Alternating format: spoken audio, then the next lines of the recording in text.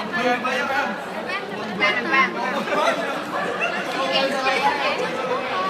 NPM saya. NPM saya 1006771011. Taruh aja kali di sini. Nah, ya, taruh dulu udah. Yes. Makasih ya. Sama-sama kan? Ada lain kalau ada lain. Ya, apa nih yang bisa saya bantu nih? Wawancara ya? Iya. Tentang apa?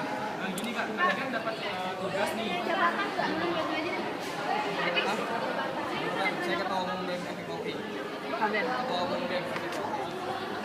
Iya, nggak apa-apa, mau maju nggak apa-apa. Gua nggak apa-apa kak. Ya, merapat. Yang mau nanya merapat dulu deh. Ya, apa yang bisa saya bantu tadi? Misalnya mau jadi juru bicaranya? Boleh kali ya kak ya? Gitu, ya apa-apa. Boleh kan aku nanya nih Boleh, kak, boleh. di sini sih disuruh nanya gini, apa yang dimaksud dengan IKMUI dan ya IKMUI itu apa? MUI itu apa? Oh udah. Gak apa ya, yang lain ya sambil dengerin ya. Ya jadi IKMUI ya. Kalau misalnya ngomongin IKMUI itu apa enak gak sih yang lain? Kedengeran nggak? Kedengeran ya? Kedengeran ya? Aduh. Iya, jadi kalau misalnya ngomongin IKMUI itu ibarat kita sedang berbicara tentang negara ya. Negara. Jadi ini coba diumpamakan sebagai sebuah negara Indonesia ya. Kalau misalnya di Indonesia kan ada sebutan NKRI ya, Negara Kesatuan Republik Indonesia gitu. Nah itu kan sebuah negara gitu, di mana ada wilayahnya, ada pemerintahannya, terus ada rakyatnya gitu kan. Nah IKMUI itu ya kurang lebih bisa disebut sebagai sebuah negara IKMUI ya, di mana ya kita punya wilayahnya Universitas Indonesia gitu ya. Terus kita punya pemerintahan, ada perangkat-perangkatnya ya. Terus ada rakyatnya juga ya, rakyatnya siapa? Mahasiswa UI gitu. Nah ngomongin IKMUI itu punya alasan gitu kenapa harus ada IKMUI gitu. Dan apa tujuan adanya IKMUI gitu ya? Apa tujuan negara IKMUI gitu ya? Kan kalau misalnya tujuan negara Indonesia kan apa? Tercantum dalam pembukaan Undang-Undang Dasar ya, mencerdaskan kehidupan bangsa, apalagi itu? Mencerdaskan kehidupan bangsa, mensejahterakan umum gitu. Ikut melaksanakan ketertiban dunia, ya kayak gitu. Nah, IKMUI juga punya tujuan gitu. Yang pertama sebagai wadah bersama mahasiswa UI untuk bergerak ya bareng-bareng gitu. Nah, terus sebagai sarana untuk memperbaiki kondisi-kondisi permasalahan yang ada di negara ini gitu. Dari berbagai aspek, mulai dari pendidikan, terus sosial, politik, budaya, teknologi, lingkungan gitu ya. Jadi ini salah satu tujuan dari IKMUI gitu. Dan IKMUI juga mengatur nantinya kegiatan berorganisasi dari lembaga-lembaga ataupun perangkat-perangkat dari negara IKMUI ini sendiri gitu. Ya. Nah, kalau tadi ya ngomongin IKMUI saya ibaratkan sebagai sebuah negara yang ada perangkat-perangkatnya. Saya coba ambil contoh tadi ya, kalau negara Indonesia kan perangkat-perangkatnya itu ada presiden, ada DPR, ada MA, ya kan, Mahkamah Agung, Mahkamah Konstitusi, terus ada BPK, Badan Pemeriksa Keuangan, terus Komisi Yudisial ya, sama apa lagi? Udah sama rakyatnya gitu ya, gitu. Nah kalau di IKMUI ini, negara IKMUI ini ada fungsi eksekutif dipegang sama Badan Eksekutif Mahasiswa, ya, Badan Eksekutif Mahasiswa gitu. Itu sama kayak ininya lah, pemerintah sama presidennya gitu ya. Jadi ketua BEM UI bisa diibaratkan sebagai seorang presiden gitu ya, presiden mahasiswa. Gitu. Terus di fungsi legislatifnya, kalau di Indonesia ada DPR, tapi kalau di IKMUI ada DPM, Dewan Perwakilan Mahasiswa. Terus untuk fungsi yudikatifnya di Indonesia ada Komisi Yudisial, terus ada MA, ada MK gitu ya. Tapi kalau di UI, IKMUI ini ada yang namanya Mahkamah Mahasiswa. Isinya tuh biasanya hakim-hakim dari FH ya, mahasiswa sih sebenarnya gitu. Belum hakim sebenarnya tapi dia disebut hakim gitu. Terus ada BPK, BAK kalau di UI, Badan Audit Keuangan. Fungsinya kurang lebih sama dengan BPK gitu. dia mengaudit keuangan dari lembaga-lembaga ataupun perangkat-perangkat dari organ di KMUI tadi, baik itu BEM, DPM, itu diaudit keuangannya sumbernya dari mana, terus kegunaannya untuk apa aja gitu ya. Kayak gitu. Karena gini, di KMUI itu sifatnya independen gitu ya. Sifatnya independen. Jadi tidak ada kepentingan salah satu golongan yang ada di sini gitu ya. Dan inilah salah satu ciri dari mahasiswa ya gitu. Jadi kalau misalnya berbicara tentang mahasiswa kan ada peran dan fungsi mahasiswa gitu ya, ada 3. Yang pertama agent of change, terus ada yang tahu selanjutnya agent of change, terus moral force, dan iron stock. Nah, agent of change itu apa? Agen perubahan artinya ya. Maksudnya apa gitu ya, teman-teman gini, teman-teman tuh diharapkan ya oleh sekian banyak penduduk Indonesia itu menjadi corong paling pertama yang menyuarakan perubahan itu ya, yang berinisiatif untuk melakukan perubahan gitu. Karena gini, bayangkan aja gitu teman-teman, mahasiswa itu gitu ya, mahasiswa kalau misalnya kita berbicara tentang populasi penduduk Indonesia gitu ya, cuma ada 0,4% dari 280 juta penduduk Indonesia ya. Terus coba bayangkan lagi teman-teman, dari 0,4% mahasiswa tersebut yang jadi mahasiswa UI itu berapa ya. Jadi ya teman-teman spesial gitu ya, dan kita perlu bersyukur gitu ya, jadi bagian dari mahasiswa UI gitu. Dan tadi harapannya ini bisa menjadi ya inisiatif gitu untuk melakukan perubahan-perubahan kan sesuai dengan tujuan IKMUI yang melakukan perbaikan-perbaikan untuk menyelesaikan permasalahan yang ada di Indonesia gitu. Terus moral force ya, kekuatan moral itu tadi sifat kita independen, kita tidak memihak kepada satu golongan tertentu, kita tidak membawa misi satu golongan tertentu, kelompok tertentu ya, tapi kita bergerak atas dasar ya intelektualitas gitu ya. Karena ya yang tadi karena identik ya, mahasiswa itu kan kaum tengah-tengah sebenarnya gitu teman-teman. Kalau misalnya teman-teman tahu, mahasiswa itu bisa menjadi penghubung masyarakat yang masyarakat gitu ya ke pemerintah gitu ya. Terus dari pemerintah ke masyarakat itu bisa jadi penghubung gitu. Kenapa bisa kenapa bisa jadi penghubung gitu ya? Karena tadi teman-teman punya kelebihan intelektualitas gitu ya, makanya bisa berkomunikasi dengan pemerintah gitu. Terus teman-teman juga bisa terjun ke bawah gitu, ke masyarakat gitu, melakukan pengabdian masyarakat.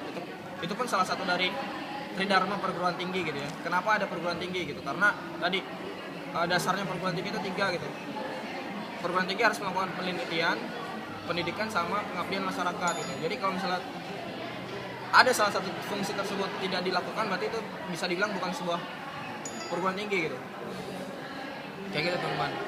Dan terakhir iron stock ya. Peranan mahasiswa itu iron stock. Apa iron stock? Iron besi ya. Stock cadangan besi gitu. Iya teman-teman, cadangan besi. Ya jadi umpamanya gini, cadangan masa depan sih sebenarnya gitu. Jadi ya berarti gini, tahun 2050, 2060 gitu ya, itu yang bakal mengisi pos-pos kepemimpinan yang ada di Indonesia itu ya teman-teman gitu ya. Jadi ya harapannya ya teman-teman lah yang bakal nantinya menjadi cadangan calon-calon pemimpin yang akan datang. Itu sebenarnya dari peranan dan fungsi mahasiswa itu sendiri. Dan terkait dinamikanya sendiri, IKMUI itu kan tadi ya ibarat sebuah negara, dan di fakultas-fakultas pun ada IKM-nya juga gitu ya. Dan ya saya bisa mengibaratkan itu sebagai sebuah provinsi ya kalau misalnya di Indonesia gitu. Dan di mana di tiap provinsinya tersebut ada pemerintahan tersendiri gitu.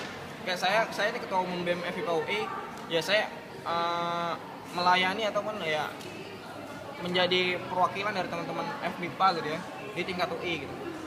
Itulah, gitu pun fakultas yang lain gitu. Dan di dalam fakultas tersebut pun ada strukturnya tersendiri juga gitu. Ada BEM juga, ada BPM juga gitu. Terus ada HM ya untuk beberapa fakultas, himpunan mahasiswanya gitu. Kayak gitu. Terus selain itu di IKMUI juga ada yang namanya UKM. Ya, UKM. Unit kegiatan mahasiswa. Udah display UKM belum? Belum ya? Tanggal 20 ya? Iya. Jadi kalau misalnya dulu di SMA bisa dibilang UKM ini kayak eskul lah gitu ya, eskul. Nah, terus kalau di UI itu ada sekitar 60-an lebih UKM, mulai dari berenang, terus memanah gitu ya, terus nyanyi, apa paduan suara, sama nari-nari juga ada, marching band juga ada gitu. Itu berkuda juga ada gitu, bebas. Dan teman-teman bebas juga buat ikut, ya, tidak sama sekali tidak mempengaruhi kegiatan akademis teman-teman. Dalam hal ini, misalnya teman-teman nggak ikut itu, apakah berpengaruh dengan nilai gua gitu ya, IP gua gitu ya, atau ya kewajiban gua di sini gitu? Nggak berpengaruh gitu. Dalam artian ya teman-teman bebas gitu untuk ikutan atau enggak gitu ya, kayak gitu. Sesuai dengan hobi dan teman-teman aja gitu.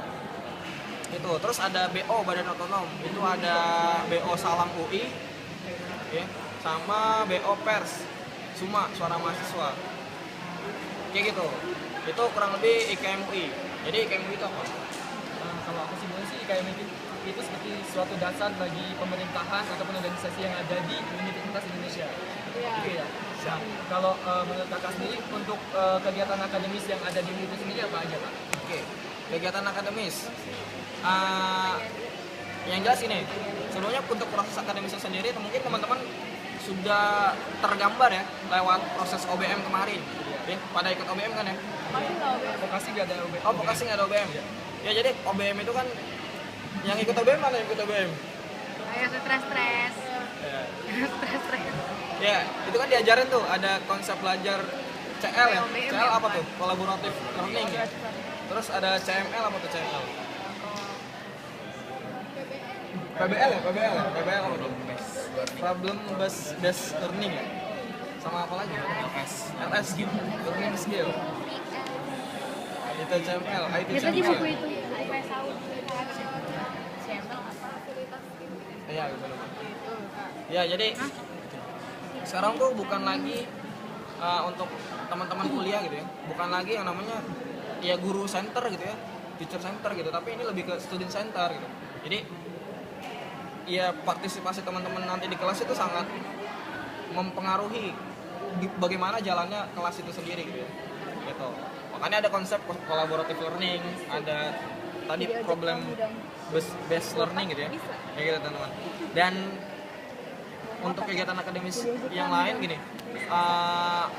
teman-teman di tiap tingkatnya gitu ya, di tiap semesternya punya kesempatan untuk mengambil SKS maksimal gitu ya. Maksimal itu 24 SKS gitu setiap semester. Itu tergantung dari IP teman-teman. Ya IP semester teman-teman gitu. Biasanya kalau yang bisa ngambil 24 itu ketika IP-nya di atas 3,5 gitu ya. Dan untuk teman-teman lulus dari kampus ini minimal teman-teman udah ngambil 144 SKS termasuk skripsi teman-teman. Kayak gitu. Terus di beberapa fakultas mungkin ya ada praktiknya juga, terus ada nge-lab gitu ya, mungkin tadi ya buat teman-teman fisika gitu ya, pun teknik gitu ya, ada nge-labnya. Terus nanti di tingkat 3 berarti sekitar semester 5 atau 6 gitu ya, itu teman-teman ada beberapa fakultas dan jurusan yang mewajibkan teman-teman untuk ngambil KP, kuliah praktik atau magang nih gitu. Tapi kalau jurusan saya nggak wajib, tapi ya ada beberapa fakultas yang mewajibkan gitu. Jadi ada yang dihitung SKS nantinya gitu, kayak gitu.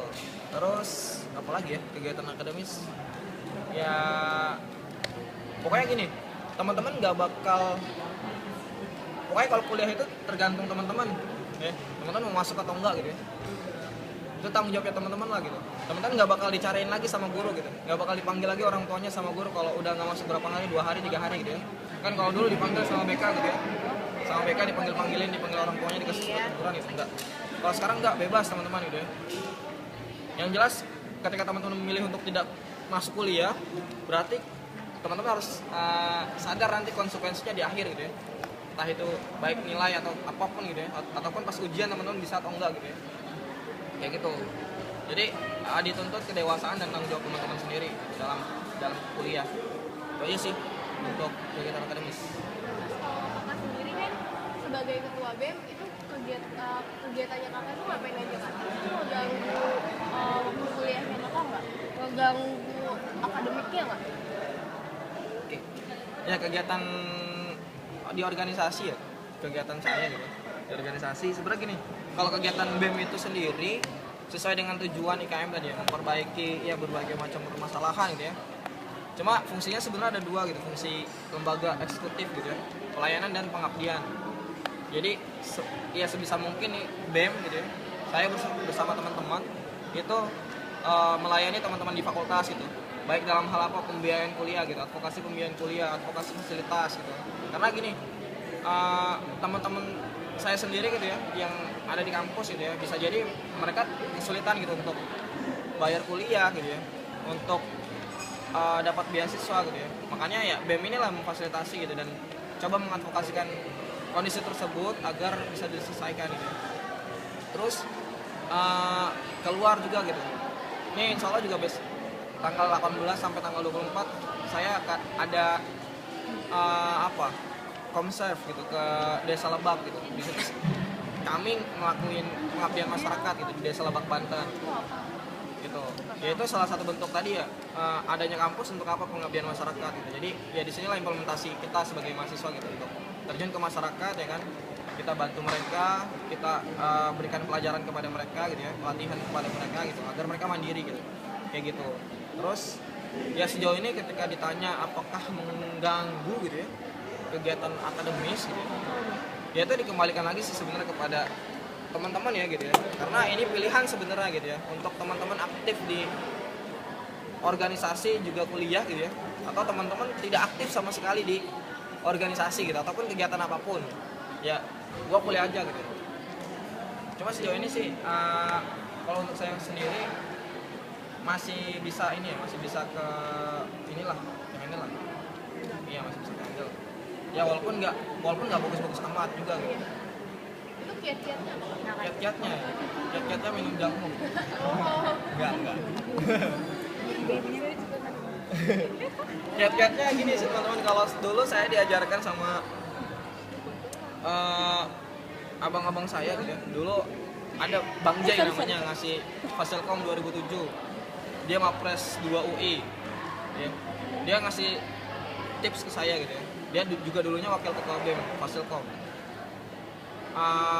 Kalau misalnya teman-teman sebisa mungkin punya agenda gitu ya, per hari ya. Dari teman-teman bangun tidur sampai besoknya bangun lagi gitu, teman-teman mau ngapain ya, misalnya dari jam ya kan 24 jam gitu ya, terus ya kuliah dari jam 8 sampai jam 10 misalnya, 10 ke 12 ada kuliah lagi gitu ya. Nah abis itu tuh teman-teman kalau bisa sudah dislotin gitu ya, kegiatan teman-teman apa gitu, entah itu main gitu ya, walaupun main kalau bisa ya udah diagendakan juga gitu, walaupun main ya gitu. Walaupun main atau nongkrong gitu ya, dicantumin aja gitu. Jadi biar teman-teman sehari itu jelas mau ngapain gitu ya. Karena gini, ketika teman-teman tidak punya rencana, otomatis teman-teman akan berada dalam rencananya orang lain ya. Karena gini, misalnya saya nih nggak punya rencana satu hari gitu, tiba-tiba habis pulang saya kuliah diajak sama teman saya, yuk main yuk, oh ya udah gitu. Beruntung yang ngajak saya misalnya yuk belajar yuk gitu ya. Tapi ya kalau saya udah punya rencana gitu, oh habis kuliah gue belajar gitu, ya udah gue ntar nyari teman yang mau belajar mana gitu ya gitu. Kayak gitu. Jadi itu sebenarnya yang bisa membantu sih gitu, bisa membantu teman-teman bisa seimbang ya di keduanya gitu. Dan ketika kita sudah punya rencana, kalau bisa komitmen sama rencana yang kita buat gitu ya. Gitu. Jadi ya ntar misalnya teman-teman pas mau tidur coba dievaluasi gitu ya. Ini dari sekian banyak kegiatan kita selama hari ini, apakah semuanya sudah kita jalanin atau belum? Kalau misalnya ada yang belum, apa kendalanya kan? Ya gitu-gitu. Terus iya. Udah sih gitu aja. Kalau tadi kakak bilang UKM itu salah satu ekskul, kalau di SMA itu ekskul. Ya. Di kampus ini disebut UKM. Nah, kalau dulu kita bisa ngadain pensi ataupun cabang-cabang olahraga yang kita mau cobain. Ya. Kalau itu kan butuh, mungkin kita sebagai ketua ekskul ataupun pengurus ekskul, kita cuma bisa memberikan aspirasi yang udah ide. Tapi badan atau lembaga seperti apa yang bisa menjadi tempat untuk mengapresiasikan ide-ide kita supaya bisa jadi benar-benar jadi sebuah ajang, misalnya lomba atau misalnya ada ide baru mungkin di sini namanya program kerja yang berada, mungkin kalau akuntansi yang terkenal kan JGTC, mungkin iya FM ada JGTC dia nanti ada ide baru. Nah itu lembaga seperti apa, badan seperti apa yang bisa menampung aspirasi ini setiap UKM dan prosedur seperti apa aja yang harus dijalani untuk merealisasikan setiap ide-ide dari UKM. Kamu mau bikin acara apa? Saya mau bikin acara itu balap. Lomba kerupuk ya? Lomba Jadi kerupuk. kita balap karung sambil makan kerupuk. Oh, Itu manfaatnya apa kalau makan kerupuk? Enggak apa-apa, enggak apa. Kalau saya gini loh, berarti visioner gitu ya. Berarti emang pertanyaannya, wah berarti ntar saya punya ide nih buat bikin proker gitu ya. Bagus gitu pertanyaannya. Teman-teman bisa sampaikan itu ke BEM. Ke BEM bisa gitu. Ataupun ketika teman-teman tergabung dalam sebuah UKM, biasanya UKM itu punya program gitu ya. Ya teman-teman sampaikan kepada ketua UKM-nya gitu ya. Gitu. Boy, kayaknya enak nih ngadain kegiatan apa, misalnya saya anggota UKM apa ya yang enak gitu ya, berkuda gitu ya. Gimana kalau kita ngadain lomba balap kuda gitu ya buat anak-anak SD gitu ya. Contoh kan gitu ya, contoh gitu ya, syukur-syukur kalau diterima gitu ya. Iya gitu kan. Syukur-syukur kalau diterima kan gitu. Tapi ya itu disampaikan mekanisme kayak gitu gitu. Teman-teman kalau memang anggota dari sebuah UKM ya itu disampaikan ke ketua UKM-nya gitu. Karena gini, memang di tiap-tiap UKM pun punya program masing-masing gitu yang memang sudah ya bisa jadi sudah rutin, yaitu program unggulan mereka gitu ya. Kayak JKTC itu memang program unggulannya FE gitu ya. Udah hampir 30-an tahun itu. Terus 20-an tahun. Terus kayak MIPA nih ada kegiatan MIPA untuk negeri gitu. Itu ya ajang kumpulnya mahasiswa MIPA se-Indonesia gitu ya. Di kampus UI gitu ya. Kayak gitu. Itu ya mekanisme tadi teman-teman sampaikan usulannya ke ketua UKM-nya, ketua BEM-nya gitu ya. Agar ya ini bisa nggak diakomodir untuk diadakan ya kan tahun ini. Kalau misalnya nggak bisa tahun ini, kapan tahun depan misalnya gitu. nggak komunikasi lah. Atau ya udah Komunikasi lah. atau Paralel pada siapa namanya lupa,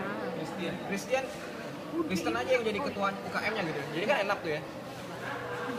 Kita adain ini gitu. Gitu. Maksudnya kalau dari pencetak ini UKM kan itu mereka masih satu badan kan? Tapi boleh dibilang kalau UKM itu adalah cabang-cabang dari maksudnya jenis olahraga adalah cabang-cabang dari UKM. Dan UKM adalah sebuah badan dan BEM tadi yang adalah sebuah badan yang BEM tadi. Ya. Bagaimana supaya penyuaraan dari UKM ini bisa direalisasikan sampai akhirnya menjadi sebuah lomba, event gitu ya, event.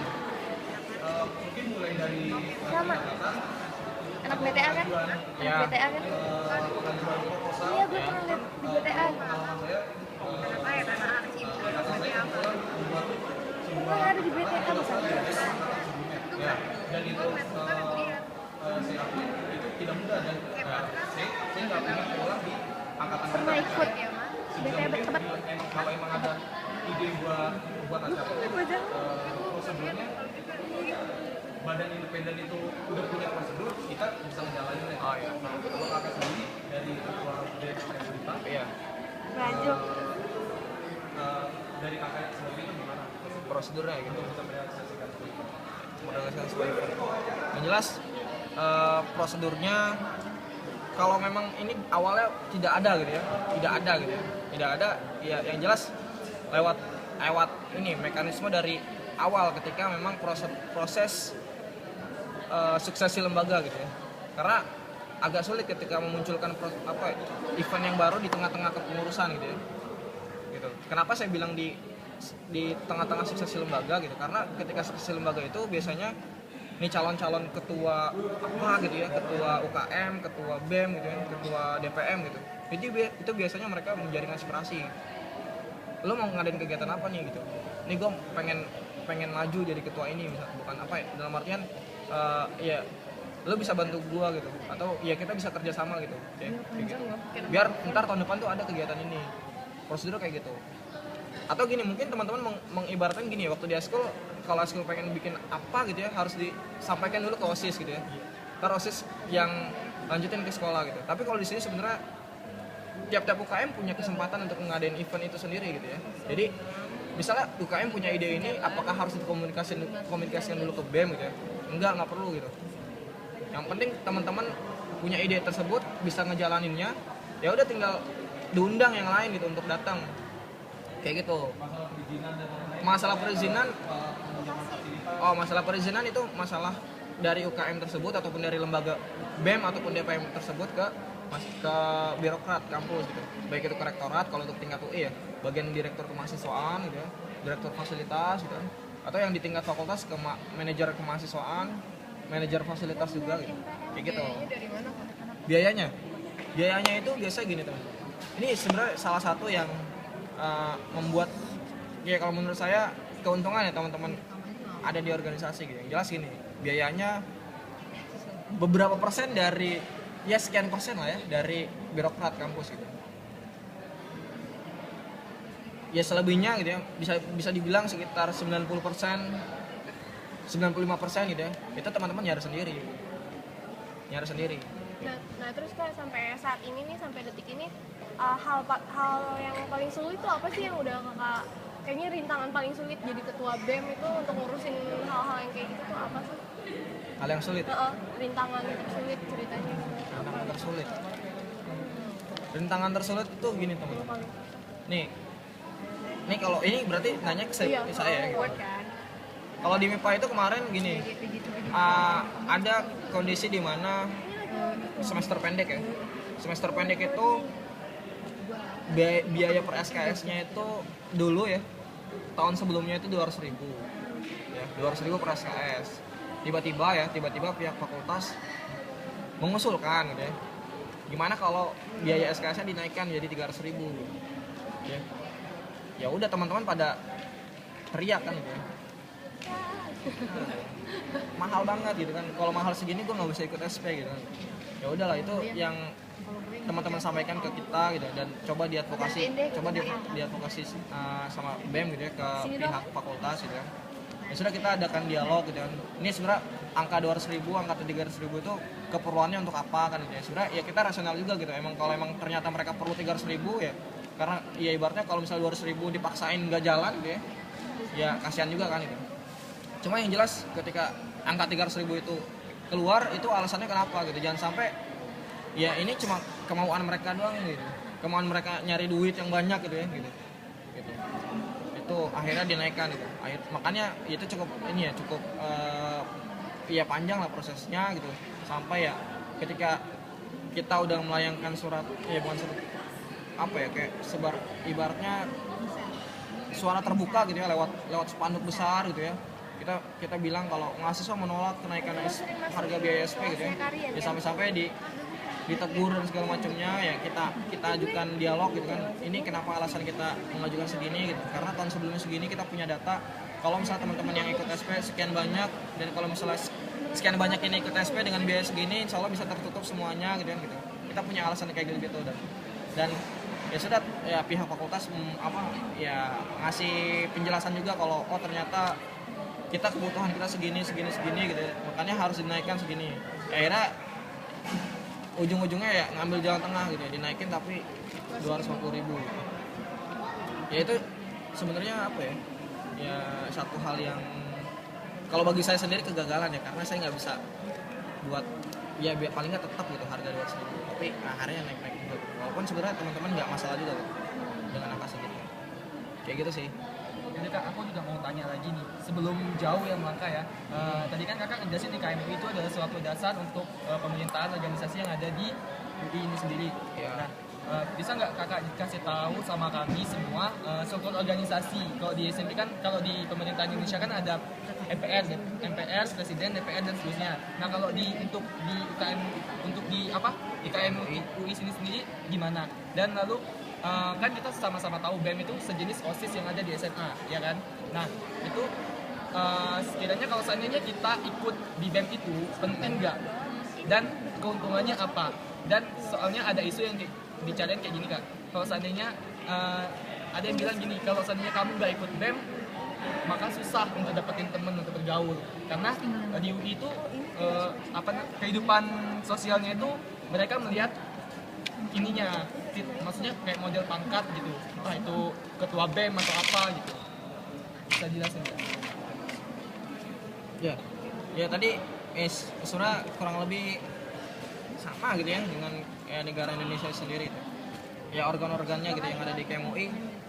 Kalau misalnya di sini DPM UI dia sejajar dengan BEM UI ya. Posisinya mereka saling check and balance gitu ya.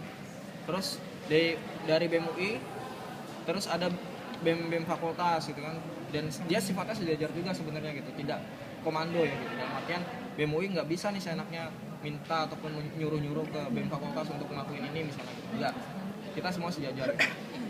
Dan kondisinya gini, ketika tadi ditanyakan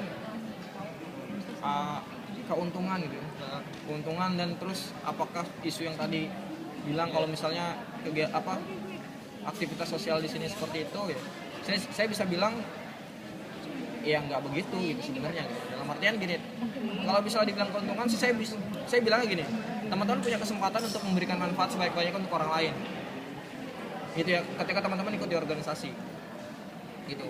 Karena tadi yang sempat saya bilang di awal gitu ya, bahwa ketika teman-teman ada di BEM, di UKM ya, di DPM gitu ya, teman-teman bisa melakukan tadi pengabdian masyarakat.